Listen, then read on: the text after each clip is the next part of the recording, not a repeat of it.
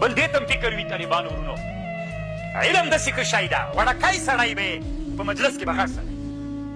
که نه کله چې مجلس کې ناست دی سپین ږیري خلک به وي تا سره به تعلق د علم وي سپین ږیرو ته به ګورې ته به ځوان سړی په هغه مجلس کې ناست غټې غټې خبرې به کوې دا غټې خبرې خو علم کوي اصل کې هغه په تا کې موجود ده ته اوس فکر وکړه طالبانو د پاچا په مجلس کې طالبانو هر څوک نه پرېښودل کېږي سپین ږیري غټ خلک خو کله کله طالبانو کشران انسانان ورسي چې هغه علم ورسره سلیمان اسلام په طالبانو چې داسې مجلس د وزراو ناست و هدهد به هم پکې و د کور ګډ دی که نه هدهد به راغی د سلیمان علیه السلام د وزراو په مجلس کې د کابینې په مجلس کې به ناست و زوی یې مړ کړي دا هدهد ته شی کړي دي چې الله دومره کمال ورکړی چې د وزیرانو د کابینې په غونډه کې دا هدهد په چوکۍ نیغ ناست علت یې څه شی و طالبانو علم